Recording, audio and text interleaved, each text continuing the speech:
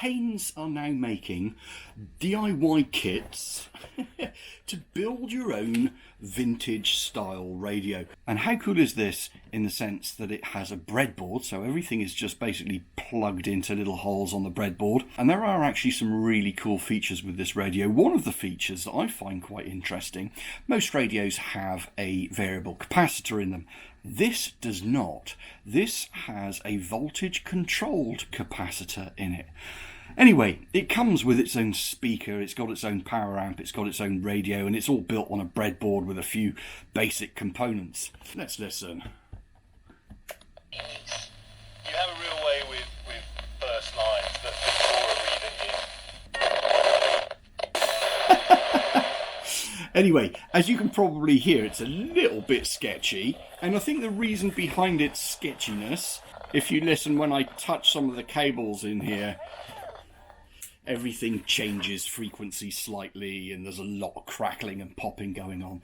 So I thought to myself, wouldn't it be nice to build this into some kind of project box? Let's take this whole thing apart. Let's build it on Vero board, which is copper clad board, solder it all together so it doesn't crackle and pop so much, and then let's build it into a nice box with a nice aerial on it and have ourselves a little bedside radio to play with. How cool will that be?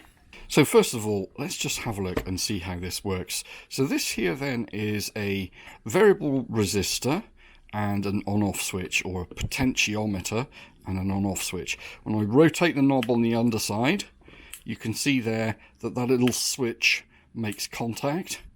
That's connecting the power supply, or the battery in this case, to the radio.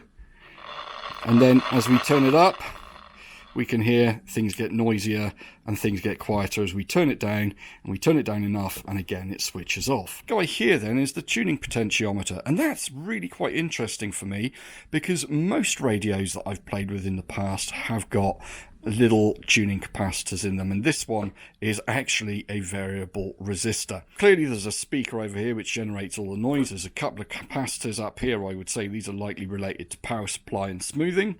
Sorry, they might actually be DC blocking capacitors as well to allow audio to pass.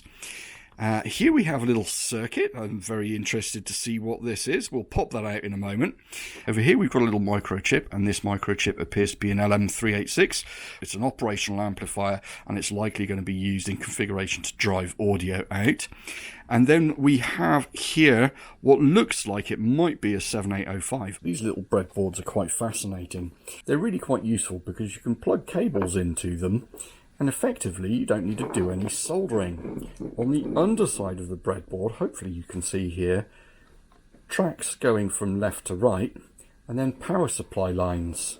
So this gives us positive rail and then a negative rail, and then we have all of these different tracks with connections running off them. So the first thing we need to do is emulate something similar to that with our Vero board. And what we're going to do is break those tracks so that we can effectively create something that's very similar to that breadboard. Good news, I've found the entire manual online, so now I feel quite confident that I can take all of this apart, get everything off that silly little breadboard and start soldering stuff up, and we'll still end up with a working device. So here are the sum of the parts then. We've got our potentiometers and on-off switch. We've got our actual radio module, which is a TDA chip, as I thought it might be, an LM386 operational amplifier, a little 7805 regulator, a couple of large electrolytic capacitors, one small ceramic disc capacitor, 3 little resistors, a speaker, and a battery connector. Let's start by building the LM386 operational amplifier, or the audio amplifier. So here we can see the speaker, we can see what's called a DC blocking capacitor. Here's a capacitor that runs across the power lines. That'll be a power smoothing capacitor. The actual amplifier, the audio amplifier itself, and a little tiny DC blocking capacitor coming into the back end of the input of that audio amplifier. And the rest of this stuff over here we don't need to worry about at the moment. So position the chip carefully between the cut tracks, and then let's solder it in place. Oh, I do love me a good bit of soldering. The next thing I want to do is adjust the size of this PCB a little bit. So I'm just using a Stanley knife to score the copper.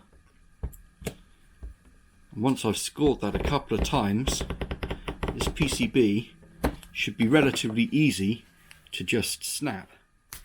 Bonk, like that. Next mission, get this little radio PCB in play. And then what we can do is we can start soldering cables between this PCB and the audio amp. So I've designated this top track here. As you can see, it's a red wire connected to the positive terminal of the battery snap. And I've designated this bottom track here as the negative. We need to put a little blocking capacitor in on pin 2 of the op amp. Now, with all chips, if you can see on this chip here, there's a little cutout at the top, and then top left hand side of that chip, that will be pin 1, 2, 3, 4, across to here, 5, 6, 7, 8, just like that. Let's cut that track and solder that component in place. Using my little drill bit, cut the track. There you go, track cut, and let's get the soldering iron out.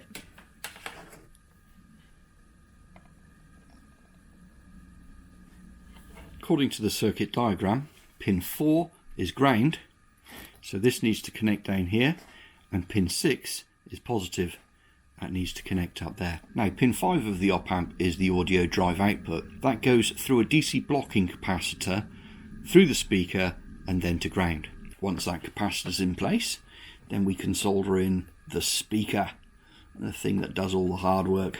Now there's a power supply smoothing capacitor that needs to be soldered in place between the positive rail and the negative rail. So what I'm going to do is I'm going to cheat a little bit, because I have brought the negative rail up here to pin 4 of the chip. So I'm just going to pop this capacitor in between the negative rail there and the positive rail at the top, and that'll do the trick nicely. So that's the audio amplifier section completed. Let's just check and see if that works by connecting the battery. Well, you can hear a click, and then you can hear a gentle humming coming from the speaker. And if I touch pin 2 of the amplifier, maybe you can just about hear that.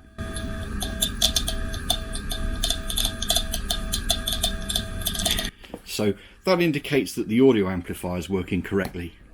So the next part of the mission is to install the 7805 voltage regulator. And let's see if we can find a way to position this to minimize the amount of wiring that we need to do, so that it regulates the 9-volt battery input down to 5 volts for the radio module. Alright, so I've just wired up the tuning potentiometer. So this potentiometer here connects up via a couple of bias resistors, and it connects to a varicap diode. The voltage that you put across the diode adjusts the capacitance of the diode, and that gives it the ability to be able to tune the radio via a voltage rather than via a capacitance. So that's really quite cool. Let's plug it in and see if we get anything out of it. Oh, straight away, that's good news. We can hear music. So, a few more jobs to do. We need to do a slightly better job of wiring these bias resistors in. We could do with wiring the switch in place over here. But we're almost there, folks. And then it's going to be a case of mounting the hardware. And now it's time to make holes in the box. So M0MAT, one of my favourite suppliers of connectors for RF, very kindly sent me this, which is a BNC female, and it's a panel mount BNC female. So I'm just drilling up some holes in the box here to accommodate that. So we'll have a nice little BNC connector on the top of here.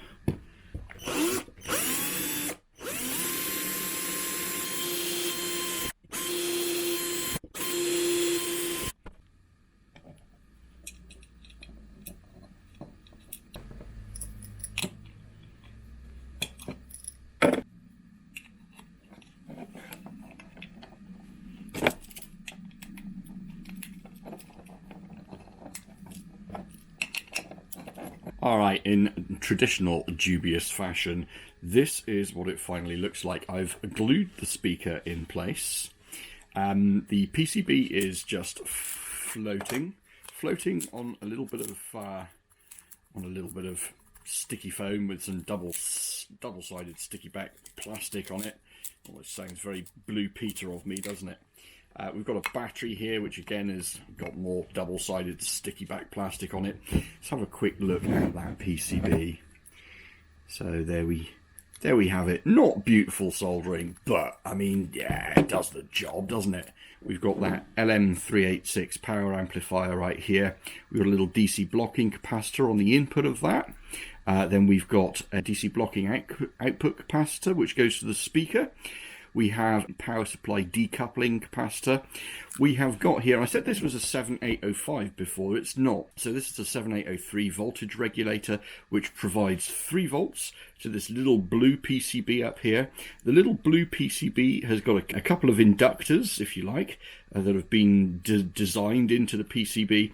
And then we have that variac capacitor, variable capacitor diode. And then we've got a couple of resistors down at the bottom here, offering a little bit of bias, offering a little bit of tuning selectivity, so that when you rotate the tuning capacitor on the top here, it's not a capacitor, which is, that really is quite cool. It just, that the whole concept of not having to have a tuning capacitor really makes this whole circuit so much cheaper, and actually, in my humble opinion, so much better as well.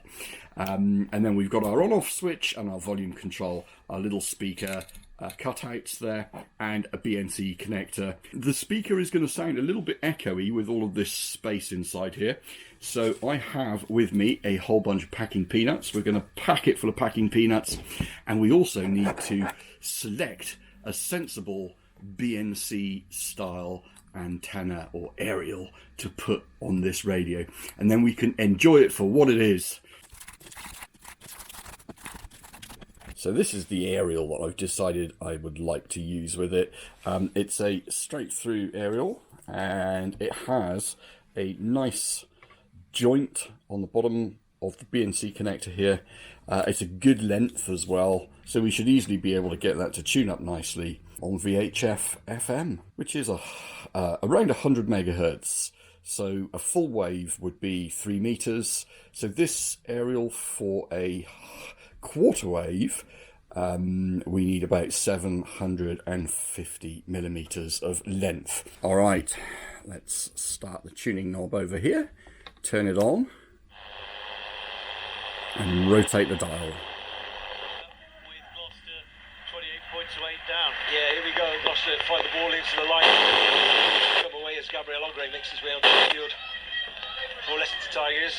Yeah, so we found some rugby to listen to. There's commercial songs which we're not allowed to put out on YouTube. Yeah, more commercial songs, but listen to the quality. Beautiful, absolutely beautiful, no hiss, a lovely sounding speaker. This is in December, so this would be his first Christmas as an earning man, aged 12 or so pretty daunting. Fantastic, it absolutely sounds lovely. I'm really pleased with that.